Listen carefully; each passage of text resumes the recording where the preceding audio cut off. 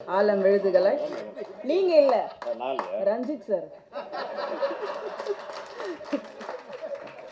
நீலம் முகவரி பா ரஞ்சித் அவர்களை பேச அழைக்கிறோம்.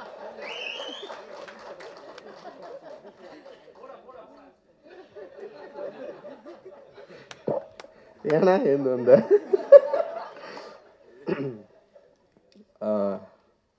ஜெய்பீம், ரொம்ப சந்தோஷம், மகிழ்ச்சி உங்களை எல்லாரும் பாட்டில் ராதா அப்படின்ற ஒரு நிகழ்வில் சந்திக்கிறதுல. அண்ட் வந்து ஆக்சுவலி தினகரன் வந்து பயங்கர பிளஸ்டுன்னு நினைக்கிறேன். முக்கியமான சம்பவக்காரங்கள்லாம் இங்கே இருக்காங்க. அவங்கெல்லாம் படம் பார்த்துட்டு வந்து தினகரனை விஷ் பண்ணுறது, குறிப்பாக எனக்கு வந்து தமிழ் சினிமாவை வந்து வேறு மாதிரி மாற்றி விட்டவங்க இங்கே வந்து இருக்கிறது, அதுவும் படம் ரிலீஸ்க்கு முன்னாடியே வந்து தினகரை ப்ளஸ் பண்ணுறது அப்படின்றது வந்து ரொம்ப சந்தோஷம். நன்றி sir, thank you thank you. Lingusamy sir, Ameer sir, Vetri அண்ணா, மிஸ்கின் அண்ணா, அவங்களெல்லாம் பற்றி பேசி தான் நாங்கள் சினிமாவுக்குள்ளே வந்தோம். நான், தினகர், ஜெய் இருக்கான், 3 பேருமே காலேஜில் படிக்கிறப்பவே வந்து எங்களுக்குள்ளே வந்து இதை பற்றின நிறைய டிஸ்கஷன் இருக்கும். பருத்தி வீரனாக இருக்கட்டும், லைக் வந்து ரன்னாக இருக்கட்டும், அண்ட் வந்து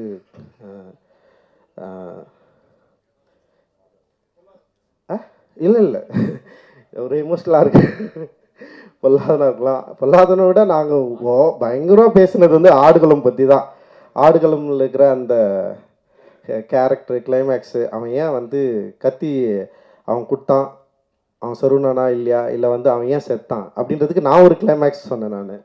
நான் பேட்டைக்காரன் ஏன் வந்து செத்து போயிடுறான் அப்படின்னா, நான் என்ன சொன்னேன்னா, பேட்டைக்காரன் சாவலைன்னா உயிரோட இருந்தால் அவன் கொண்டுருவான்டா அவனை அப்படின்னு நான் சொன்னேன். அவன் ஏதோ, ஆனால் இவனுக்கு என்ன சொன்னான்னா, பேட்டைக்காரன் கடைசியில் திருந்துடுறான் அப்படின்னு சொன்னாங்க. நான் சொன்னேன், சத்தியமாக அவன் திருந்த மாட்டான் அப்படின்னு நான் ஒன்று சொன்னேன். அண்ட் வந்து அஞ்சாதே இருக்கட்டும், அண்ட் வந்து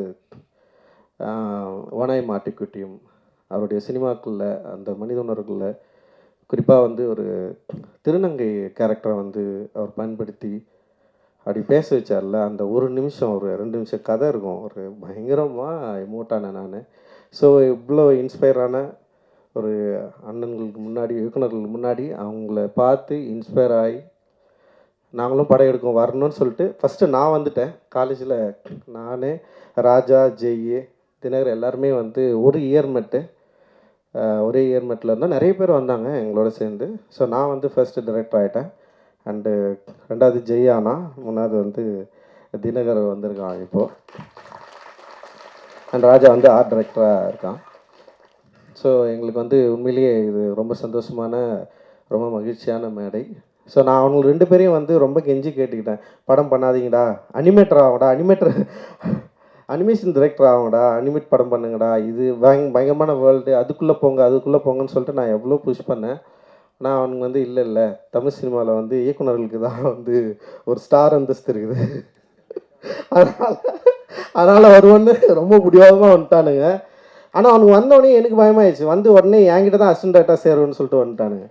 இப்போ நான் வந்து ரொம்ப என்னென்னா, இவங்க அசிஸ்டன்ட் டைரக்டராக ஃப்ரெண்டுன்னு சொல்லிட்டு அது ஒரு இது எடுத்துக்கக்கூடாதுன்னு நான் கொஞ்சம் பயந்தேன். நான் ஒரு ஃப்ரெண்டுன்னு சொல்லிவிட்டு அவங்க உள்ளே வந்து ஏற்கனவே ஒர்க் பண்ணுற அசிஸ்டன்ட் டைரக்டர்ஸை, கோ டைரக்டர்ஸை டிஸ்டர்ப் பண்ணக்கூடாது, அந்த மாதிரி இன்ஃப்ளூயன்ஸ் இவங்க பண்ணக்கூடாதுன்னு சொல்லிட்டு அவங்கள ரொம்ப அசிஸ்டன்ட் டைரக்டராகவே ட்ரீட் பண்ணேன், ஃப்ரெண்டாகவே ட்ரீட் பண்ணல. அதுக்கப்புறம் கிட்டத்தட்ட ஒரு 5-6 வருஷம் எங்கள் ஃப்ரெண்ட்ஷிப்பே காணாமல் போயிடுச்சு. நாங்கள் பேசிக்கிறதே இல்லை, பேசிக்கவே மாட்டோம். அவன் பாட்டுன்னு வருவானுங்க, ஒர்க் பண்ணுவானுங்க, போவானுங்க. அப்புறம் வந்து வேலையில் ரொம்ப கருணையற்று இருந்தேன் நான். அதனால் அவனுங்க ரொம்ப பயந்து தான் வேலை செஞ்சானுங்க. ஆனால் பயங்கர எஃபோர்ட் போட்டானுங்க. நிச்சயமாக என்னுடைய மற்ற உதவி இயக்குநர்கள் எந்த அளவுக்கு சிரத்தையோடு என்னுடைய வெற்றிக்கு, என்னுடைய திரைப்படத்துக்கு பாடுபட்டார்களோ அதே போல் வந்து பாடுபட்டவர்கள் தான் இந்த 2 பேருமே. ஸோ என்னுடைய உதவி இயக்குநர்களும் இன்றைக்கி வந்து படம் பண்ணிட்டுருக்கிறப்போ என்னுடைய நண்பர்களாக, என்னோடய உதவி இயக்குநர்களாக அவங்களும் இன்றைக்கி வந்து படம் பண்ணுறாங்க, படம் பண்ண போகிறாங்க. அண்டு இதை பார்க்குறப்போ வந்து உண்மையிலேயே வந்து ரொம்ப சந்தோஷமாக இருக்குது. அண்டு ஸோ அப்புறம் நீலமில் படம் பண்ணுறது வந்து ரொம்ப ஈஸின்னு சில பேர் யோசிக்கலாம். இந்த மாதிரி கண்டென்ட்னா நீலமில் பண்ணிடலான்னு சொல்லிட்டு. ஆனால் கதை எடுத்துன்னு வந்து கொடுக்குறவங்களுக்கு தான் தெரியும். ஒவ்வொரு முறையும் படிச்சுட்டு கரெக்ஷன் சொல்லி டென்ஷன் ஆகிடுவானுங்க அவங்களே. சில பேர்லாம் வந்து இதுதான் ஃபைனல்னு சொல்லிட்டு சண்டை போடுற அளவுக்குலாம் போயிடுவானுங்க. அந்த மாதிரி தான் வந்து ஒவ்வொரு முறையும் வந்து படிச்சுட்டு இது ஒர்க் ஆகலைன்னா ஒர்க் ஆகலை, ஒர்க் ஆகுனா ஒர்க் ஆகுது. ஆனால் எல்லா ஸ்கிரிப்டும் முடிஞ்ச அளவுக்கு நானே படித்து நானே வந்து அதுக்குள்ளே ஒர்க் பண்ணுவேன். ஸோ இதில் வந்து இது வந்து ஒர்க் ஆகுது, ஒர்க் ஆகலைன்றது வந்து செகண்ட்ரி. பட் ஆனால் இது மூலமாக நம்ம என்ன சொல்ல வரோம், நம்ம என்ன பேசுகிறோம் சொசைட்டிக்கு, சினிமா அப்படின்றது வந்து நான் வந்து உண்மையிலேயே வந்து ஒரு என்டர்டைன்மெண்ட் மீடியமாக நான் பார்த்து உள்ளே வரல. எனக்கு அப்படி ஒரு சினிமாவுக்குள்ளும் பெரிய பரிச்சயமும் இல்லை. நான் பார்த்ததெல்லாம் வந்து நான் நேசித்த திரைப்படங்கள் எல்லாமே மனித உணர்வுகளையும், இந்த சமூகத்தின் மீதும் பெரிய அக்கறை கொண்ட திரைப்படங்கள் தான் என்னை மிகப்பெரிய பயங்கரமாக என்னை பாதிச்சுது. அந்த பாதிப்பிலிருந்து தான் நான் சினிமா எடுக்க வந்தேன். ஸோ என்னோட நீலம் புரொடக்ஷனும் ஸோ அது மாதிரி இருக்கணும். ஸோ என்னோட இந்த உணர்வை சரியாக புரிந்து கொண்டவர்கள் என்னோட சேர்ந்து நிறைய பேர் வந்து ஒர்க் பண்ணிருக்காங்க. நிறைய பேர் வந்து இணை தயாரிப்பாக வந்து சேர்ந்துருக்காங்க. அந்த வகையில் வந்து நந்தகுமார் சார் தொடர்ந்து என்கிட்ட பேசிட்டே இருந்தார். ஸோ அப்படி தான் வந்து நான் அவர்கிட்ட வந்து ஒரு 2 தினகர் தான் வந்து டைரக்டர் முடிவானதுக்கப்புறம் ஒரு 2 கதை வந்து அவங்களுக்கு வந்து அனுப்பிச்சி வச்சேன். ஸோ அதில் வந்து பாட்டில் ராஜாவை பண்ணலான்னு சொல்லிட்டு அவங்களும் முடிவு பண்ணாங்க, நானுமே முடிவு பண்ணேன். ஸோ அப்படி தான் இது எடுக்கப்பட்டது. ஸோ தினகர் மேலே எனக்கு கொஞ்சம் பயம் தான் இருந்தது. ஏன்னா அவன் ஷார்ட் ஃபிலிமை பார்த்து பயந்தவன் நான். ஜெய் மேலே எனக்கு அந்த பயம் இல்லை. ஏன்னா ஜெய் வந்து ஒரு டாக்குமெண்ட்ரி பண்ணியிருந்தான், பிவேர் ஆஃப் டாக்ஸ்ன்னு சொல்லிட்டு. பயங்கர அட்டகாசமான ஒரு படம் அது. நான் அவங்ககிட்ட வந்து நீ இப்படி ஒரு ராவா ஆயிடுறான்னா அவன் வந்து பயங்கர என்டர்டெயினாக வந்து ப்ளூ ஸ்டார்னு ஒன்று எடுத்துட்டான். இவன் வந்து எப்படின்னா பயங்கர லவ் ஒரு என்டர்டெயினாக தான் இருப்பான் அப்படின்னு பார்த்தா இவன் பயங்கர எமோஷ்னலான ஒரு படம் எடுத்துன்னு வந்திருக்கான். டோட்டல் கான்ட்ராஸ்ட் 2 பேருமே. அண்ட் வந்து அதே ஃபஸ்ட் டைம் வந்து நான் படம் பார்த்து முடிச்சதுன்னே வந்து பார்த்தா வெல் எக்யூப்டு ஒரு படமாக அது இருந்தது. டெக்னிக்கலாகவும் சரி, ஆர்டிஸ்ட்டு நடித்தது, ஸோ இதெல்லாம் ரொம்ப என்ஜாய் பண்ணேன். ஏன்னா அவனுடைய ஃபஸ்ட்டு ஷார்ட் ஃபிலிம் பார்த்துட்டு பயங்கர கொடூரமாக இருந்தது. அப்புறம் அவர் டைரக்டராக எவ்வளோ கொடூரக்காரனாக இருந்தான்னு அவனை பற்றி எல்லாருமே சொல்லிட்டு இருந்தாங்க. நடிக்க தெரியாத ஒரு சின்ன பையனை வந்து கொடுமைப்படுத்தியிருக்கான் அவன். அதை பற்றிலாம் என்கிட்ட சொன்னாங்க. எனக்கு கேட்டு சிரிச்சிட்டு இருந்தோம் நாங்கள். அந்த கதை வந்து பயங்கரமான கதை. அந்த ஷார்ட் ஃபிலிம் வந்து ஓகேவான ஷார்ட் ஃபிலிம் தான், அப்படி முடிஞ்சிருக்கோம். பட் ஆனால் வந்து அதை எடுத்த விதம் வந்து பற்றி பேசி பயங்கரமாக சிரிச்சுட்டு ஜெய் வந்து ஓடி வந்துட்டான். ஒரு நாள் தானே வேலை செஞ்சேன், ஒரு நாள் 2 நாள் வேலை செஞ்சு ஓடி வந்துட்டான். அவங்க கூடலாம் எவனா வேலை செய்வான்.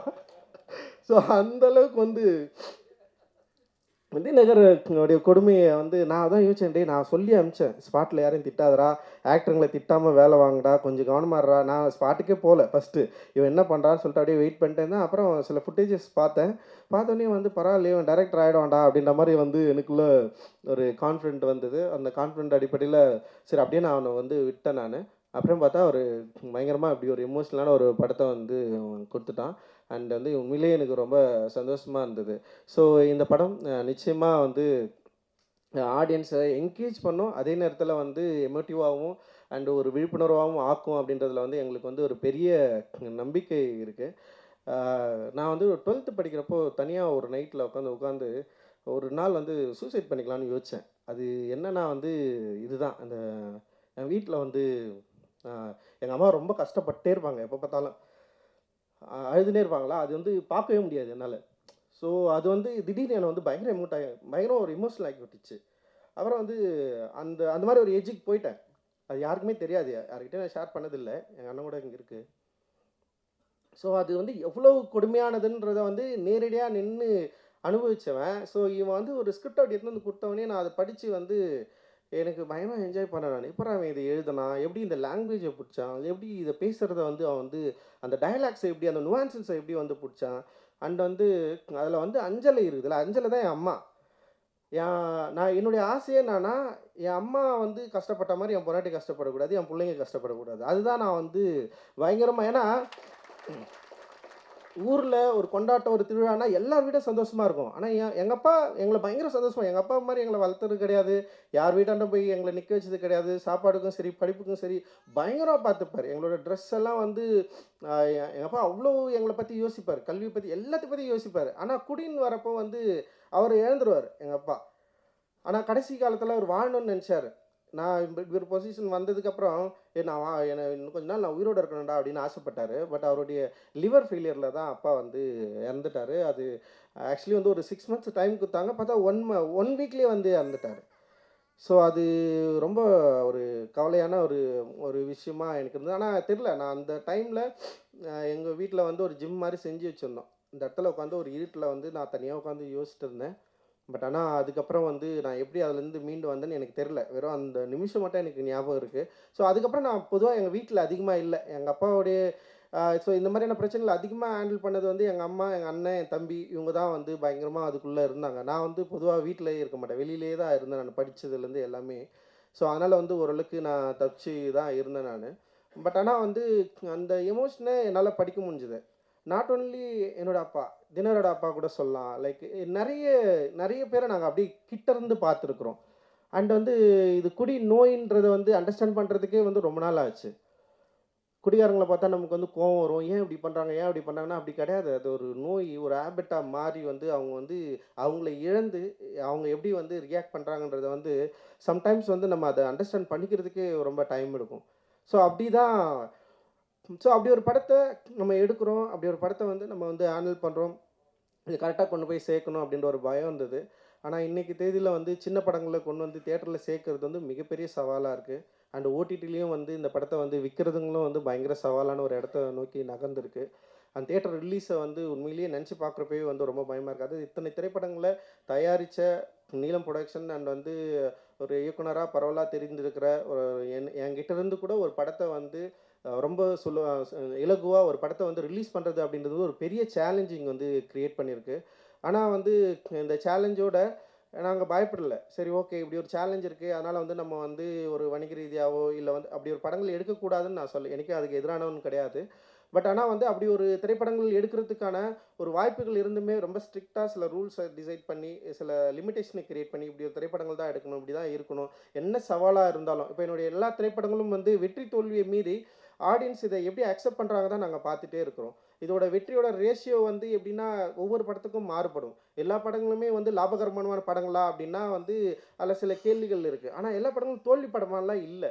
அது எந்த வகையிலனா வணிக ரீதியாக நாங்கள் வந்து லாபம் ஈட்டாமல் போயிருக்கலாம். ஆனால் அந்த படம் உருவாக்கின விவாதங்கள், அந்த படம் வந்து ஏற்படுத்தியிருக்கிற தாக்கம், அந்த படம் ஏற்படுத்தியிருக்கிற விழிப்புணர்வு இருக்குல்ல, அப்புறம் அந்த படம் இன்ஃப்ளூயன்ஸ் பண்ணுது.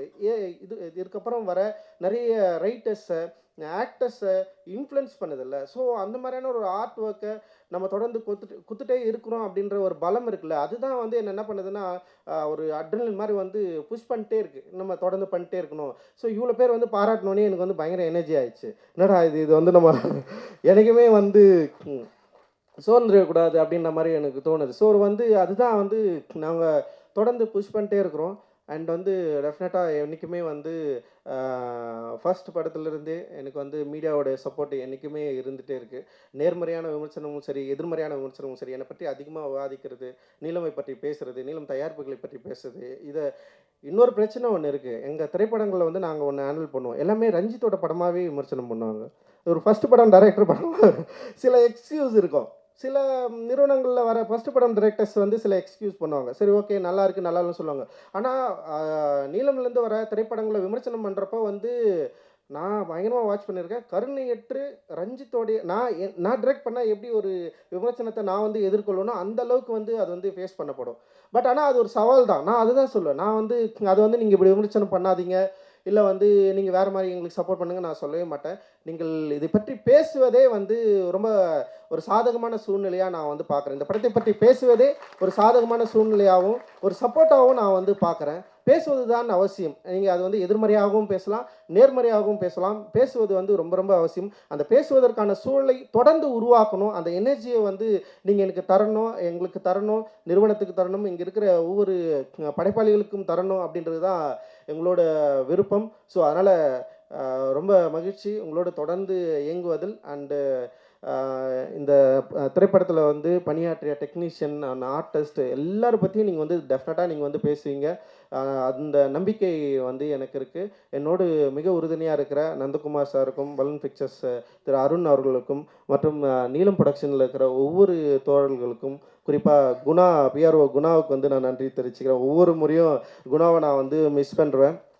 அப்புறம் வந்து இந்த படத்தை வந்து ரிலீஸ் பண்ணுற ஜெனரஸ் டீம்ங்க அவங்களுக்கும் வந்து இந்தியா முழுக்க மட்டும் எல்லா இடத்துலையும் அவங்க தான் வந்து ரிலீஸ் பண்ணுறாங்க. ஸோ அவங்களுக்கும் வந்து என்னுடைய மிகப்பெரிய நன்றியை தெரிவிச்சுக்கிறேன். அண்ட் எங்களோட இந்த ஓடிடி பிளாட்ஃபார்ம் சப்போர்ட் பண்ணுற திங் மியூசிக் அண்ட் வந்து ஒவ்வொரு முறையும் எங்கள் நிறுவனத்தில் வர பாடல்களை வந்து போட்டி போட்டு வாங்குறதுல திங் மியூசிக் பெரிய ஆர்வம் காட்டுவாங்க. அவங்க தொடர்ந்து பெரிய சப்போர்ட் பண்ணிருக்காங்க. ஸோ அவங்களுக்கு வந்து என்னுடைய மிகப்பெரிய நன்றியை தெரிவிச்சுக்கிறேன். இதில் ஒர்க் பண்ண இங்கே வந்திருக்கிற வாழ்த்த வந்திருக்கிற எல்லாருக்குமே என்னுடைய நன்றிகளை உரித்தாக்குறேன். ரொம்ப ரொம்ப மகிழ்ச்சி. நான் எப்பவுமே ரொம்ப யோசிப்பேன். ஏன்னா நம்ம பெரிதும் மதிக்கிறவர்களை வந்து நான் கூப்பிட்றதுக்கு வந்து ஒரு வேலிடான படங்களை பண்ணணும்னு நான் எப்பவுமே யோசிப்பேன். ஸோ அந்த பெரும் திருப்தி எனக்கு இருக்குது. மிஸ்டர் ஜான் விஜய் வந்திருக்காரு லேட்டாக. ஓகே ரொம்ப நன்றி. தேங்க்யூ. ஜெய் பீம். நன்றி.